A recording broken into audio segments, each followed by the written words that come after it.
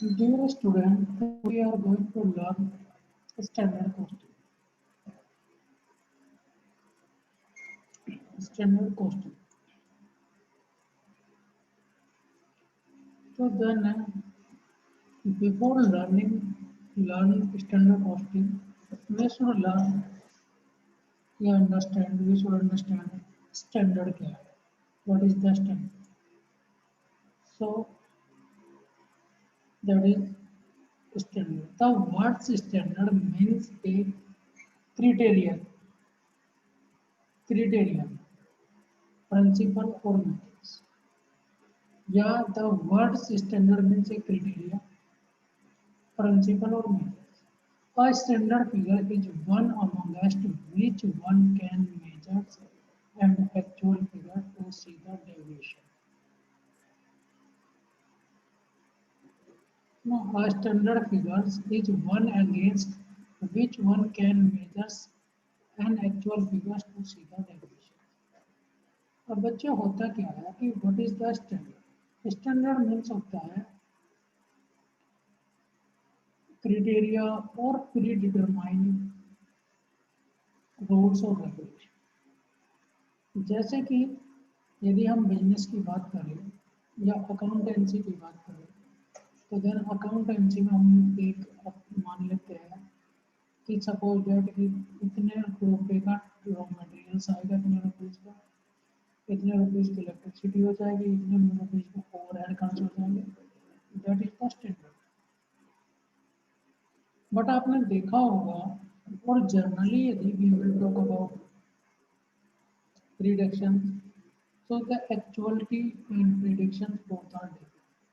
जो actual output है और प्रिडिक्शन है वो दोनों अलग होते हैं. कोई उनमें वो नहीं होता. There are some variations in actual performance या actual consumptions and standard consumption. So standards means होता है predetermined rules and regulation. अब क्या है standards? The word standard rate is the numerical proportions prevailing between the set of things. ये जो standard rate है ये एक न्यूमेरिकल प्रोपोर्शन है जो ज़्यादातर प्रचलित है between the set of things, दो सेट्स के बीच में, कि भाई कितना वेट है या कितना. A firm has three standard things. भाई किस भी फर्म के पास थ्री स्टैंडर्ड थिंग्स है available on which to base standard rates, money, physical inputs and physical output. जैसे यदि हम किसी कंपनी की बात करें तो कंपनी के पास थ्री इनपुट्स होती है जिससे वे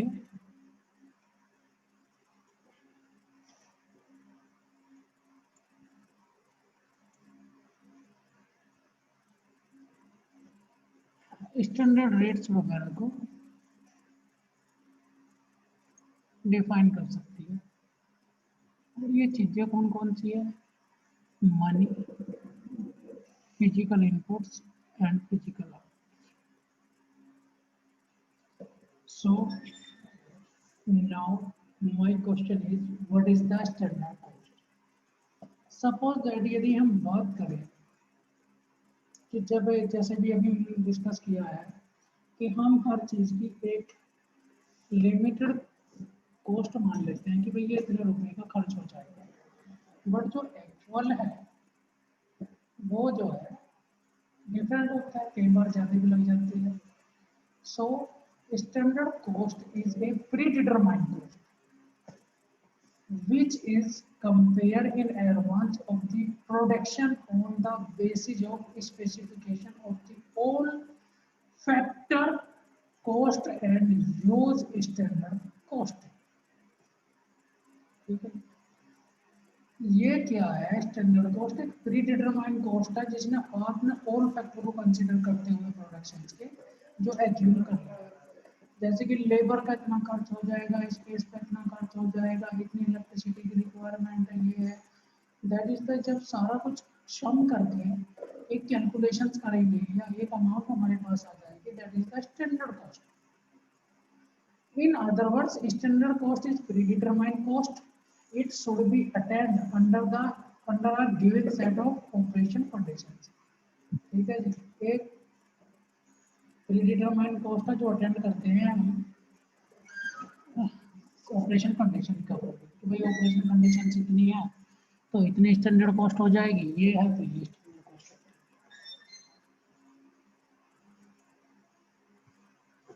नाउ स्टैंडर्ड कॉस्टिंग, अब आता है कि स्टैंडर्ड कॉस्टिंग क्या है। तो then standard costing is a technique. वहाँ क्या था स्टैंडर्ड कॉस्ट में, आपको पता आ गया कि प्री डिटरमाइंड कॉस्ट था, आपको स्टैंडर्ड पता चल गया कि प्री डिफाइंड रूल्स रेगुलेशंस है या प्रोसेस है, और आपका अब है कि स्टैंडर्ड कॉस्टिंग क्या है, what is the standard costing. तो then standard costing is a technique which is used to many industries where is the production is repetitive in nature। ठीक है ना, एक ये जो स्टैंडर्ड कॉस्टिंग है, ये कॉस्ट कंट्रोल टेक्निक्स है जो यूज होती है जहां पर आपका प्रोडक्शन नेचर रिपीटेटिव है। Standard costing is developed due to the shortcoming of the historical costing.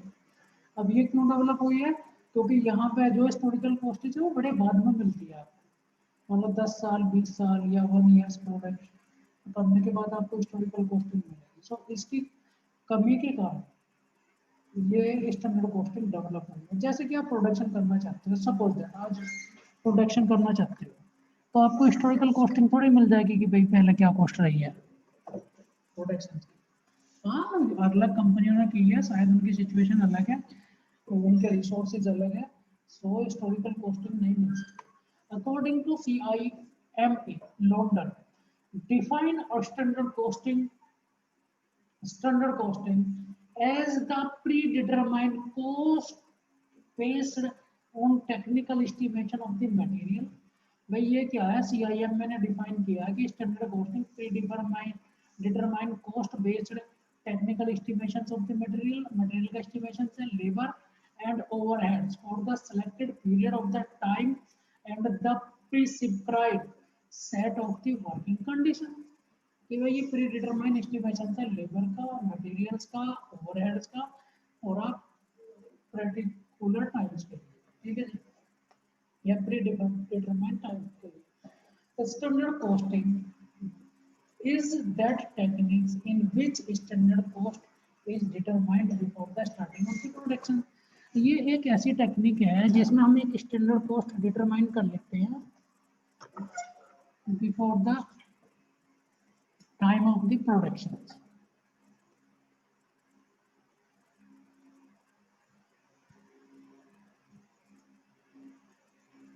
So standard costing system, ये स्टैंडर्ड कॉस्टिंग सिस्टम क्या है।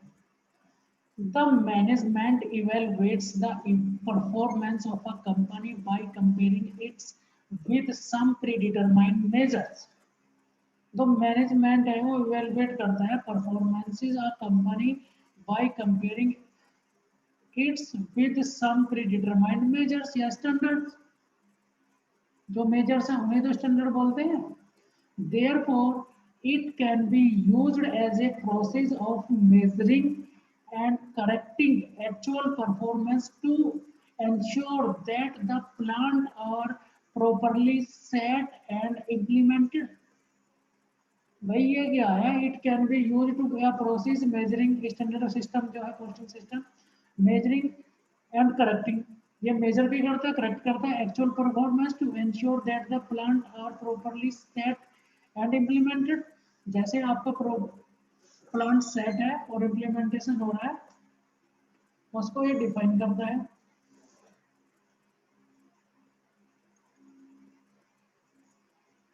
Objective of the standard costing, what is the objective of the standard costing?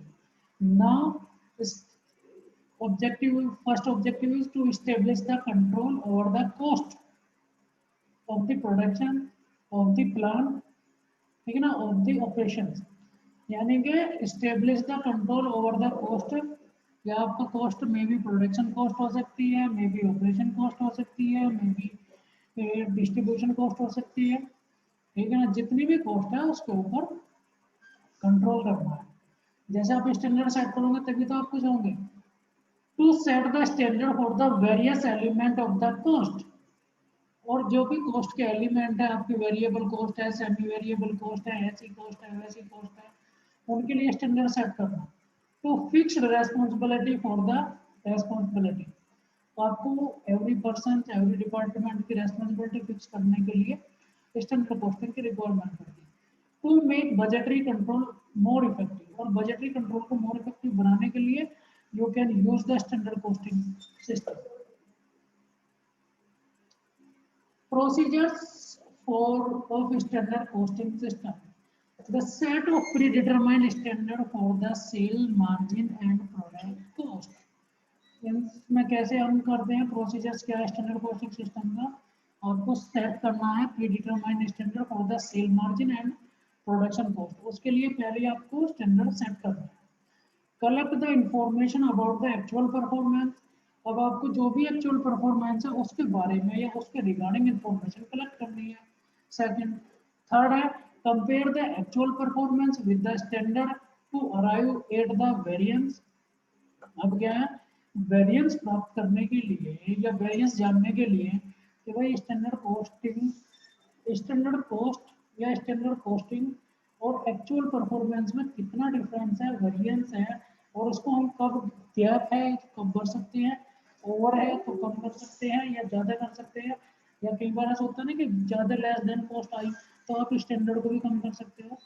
तो gap को fulfil करने के लिए आप compare करेंगे actual performance with the standard performance. Analyze the variance to ascertaining the cause of variance। ठीक है जी, अब वेरिएंस को एनालिसिस करना है डिटरमाइन करने के लिए, निर्धारित करने के लिए या रिमूव करने के लिए, वेरिएंस को जो भी गैप आ रहा है उसको भरने के लिए। Take corrective actions to avoid adverse variance. अब आपको ऐसे जो वेरिएंस आएगी, जो आपकी कमियां कह सकते हैं या गैप आएगा, ऐसा तो नहीं कि वो गैप हमेशा आपका एडवर्स ही होगा या नेगेटिव होगा। तो then take corrective actions to avoid the adverse variance. जितने भी एडवर्स वेरिएशन है उसे ही रिमूव करना है, उसके खिलाफ एक्शन लेना है, उसके अगेंस्ट एक्शन लेना है। ऐसा नहीं जो पॉजिटिव वेरिएंस के खिलाफ अगेंस्ट भी एक्शन ले लिया। पॉजिटिव वेरिएंस के कैसे, सपोज दैट आपने माना स्टैंडर्ड कॉस्ट 10 रुपए आएगी और 5 रुपए आती एक्चुअल कॉस्ट, और आपके जो है ना किसी भी, जैसे कि आपने प्रोडक्ट स्टैंडर्ड सेट किया, कोई डैमेज नहीं हुआ या कोई कम नहीं करना पड़ा, तो देन ऐसे थोड़ा है कि आप उसको रिमूव करेंगे, नहीं जी 10 रुपए कॉस्ट लेकर आएंगे, 5 रुपए में काम चला लोगे। Adjust the budget in order to make the standard more realistic. अब बजट को एडजस्ट करना है स्टैंडर्ड को मोर रियलिस्टिक बनाने के लिए।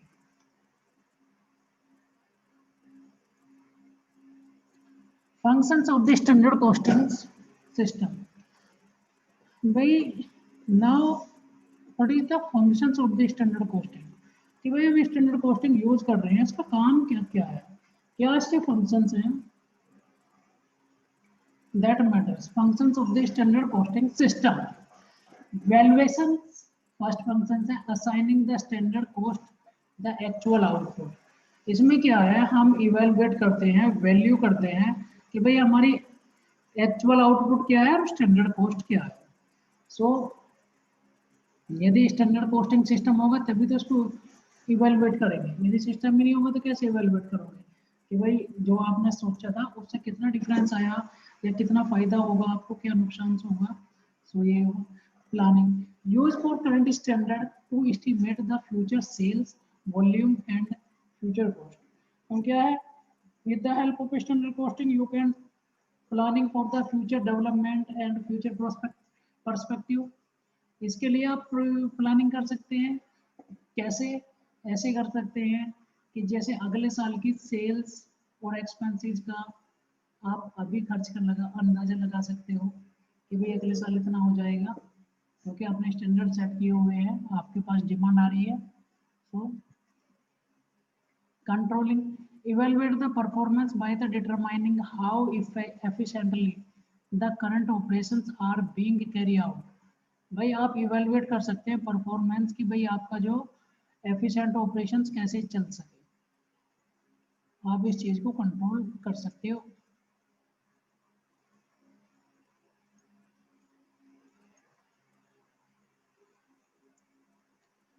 motivations, notify the staff of the management expectation.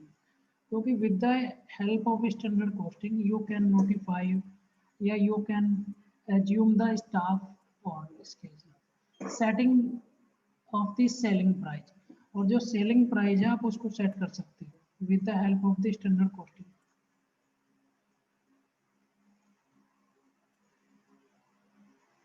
ठीक है जी, चलो नेक्स्ट है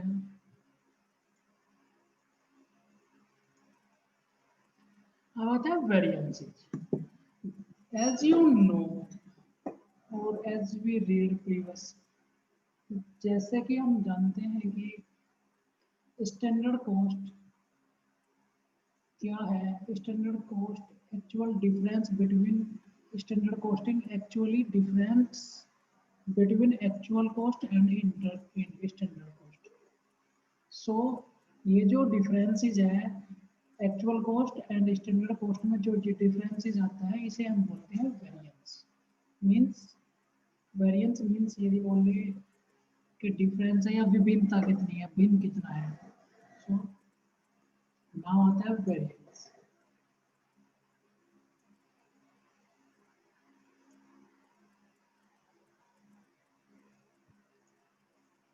वेरिएंस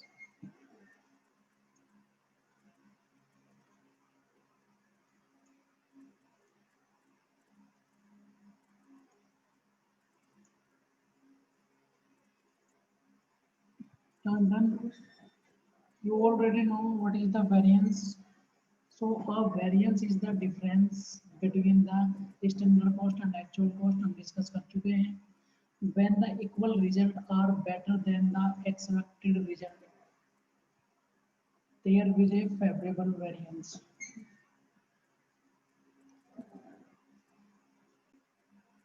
जब आपका रिजल्ट स्टैंडर्ड रिजल्ट से बेटर हो, अच्छा हो, तो देन आप कह सकते हो कि भाई ये फेवरेबल वेरिएंस है. सपोज दैट आपने किसी प्रोडक्ट की कॉस्ट मानी थी कि 500 रुपये आनी चाहिए थी, उसके 250 आ गए. ठीक है, so that is the favourable, क्योंकि जितना आपने स्टैंडर्ड किया था उससे कम पे आपका कम होगा. If the actual cost result are worse, means ज़्यादा है, नहीं खराब है या कम है, then the expected result there will be adverse variance. Adverse और खराब है या नेगेटिव वेरिएंस है. Classifications of variance. Functional basis, we classified the variance according various category such as functional basis, measurement basis, result basis and controllability basis. So functional basis variance divided into the two groups: variance related to the cost factors, variance related to the sales factors, and then further divided variance cost factor, material or labors, and sales variables study under the overhead.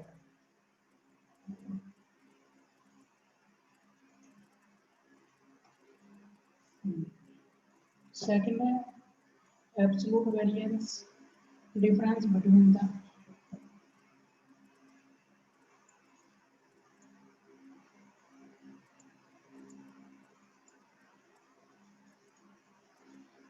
measurement basis है absolute variance and relative variance.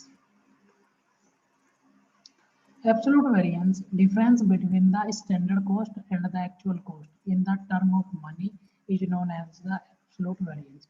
Relative variance, difference between the expressed as a percentage of the standard cost and actual cost, known as a relative variance. भाई actual variance absolute variance ये है जब आप money के matter को लेके money में measures करेंगे और आपका जो डिफरेंस होगा standard cost and actual cost, that is the absolute. और जब आप परसेंटेज में करेंगे, एक्सप्रेस्ड करोगे स्टैंडर्ड कॉस्ट को, दैट इज यानी कि variance actual cost and difference cost standard cost, that is percentage, that is relative variance.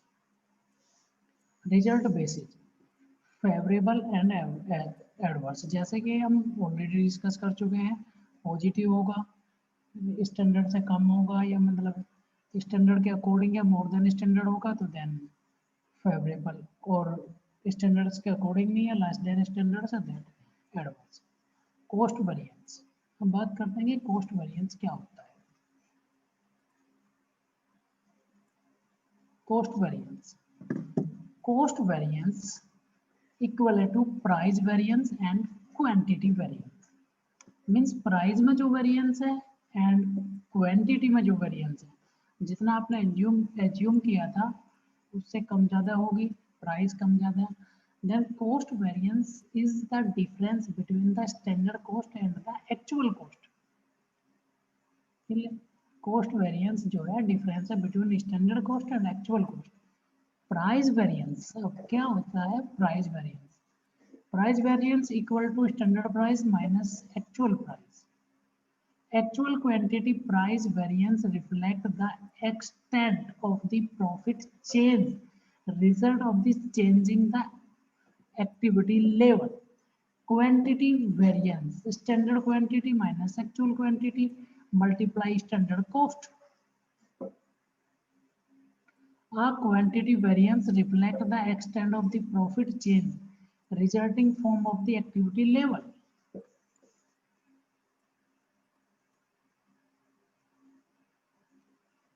Three types of the cost variance. There are three types of the cost variance. First है material variance, second है labor cost variance, third है overhead variance. Material and labor variance. Now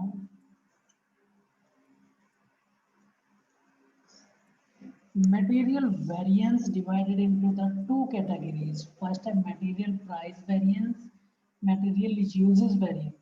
तो एक price में variance हो सकता है, uses में भी, कम की जरूरत है ज़्यादा यूज हो गया, प्राइस कम सोचा था ज़्यादा पे आ गया, ज़्यादा सोचा था कम पे आ गया।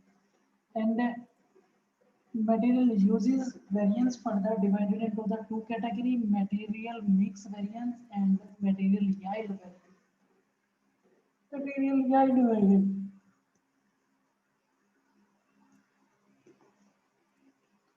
होता है material yield variance, material cost variance, कहीं रहूँगा material price variance, material uses variance, material mix, material yield और सब material mix.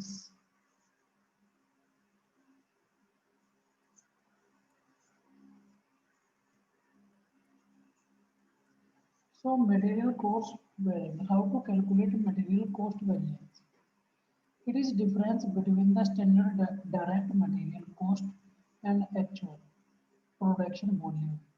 The actual cost by direct material cost. भाई ये क्या है डिफरेंस है, जो आपकी डायरेक्ट मटेरियल कॉस्ट क्या है और एक्चुअल प्रोडक्शन वॉल्यूम क्या है and the actual cost of the direct material क्या है। द मटेरियल कॉस्ट वेरिएंस कैसे निकालते हैं? Standard quantity of the input for actual production, जो आपने स्टैंडर्ड क्वांटिटी सोची थी इनपुट की कि एक्चुअल प्रोडक्शन इतने में हो जाएगा, ठीक है जी, multiply SP standard price minus actual quantity of the inputs multiply actual price. Material cost variance, equal to material price variance and material uses variance. Means material cost variance जो है actually है, या कह सकते हैं कि combination of, या कह सकते हैं कि sum of material price variance and material uses variance. ठीक है ना, का जो सिग्मा है या आपका जो शम है known as a material cost variance.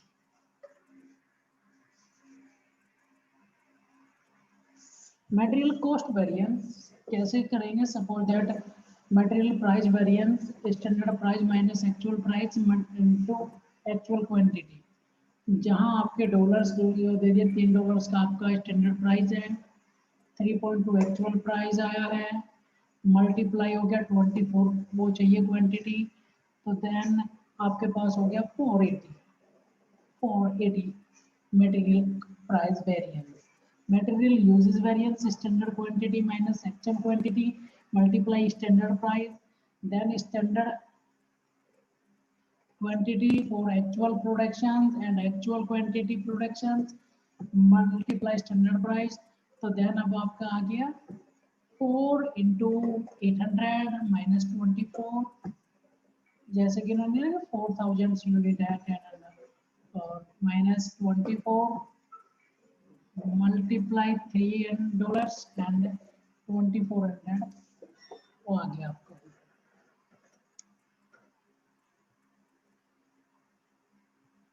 So material cost variance हो गया आपका 425 इंटू 1920।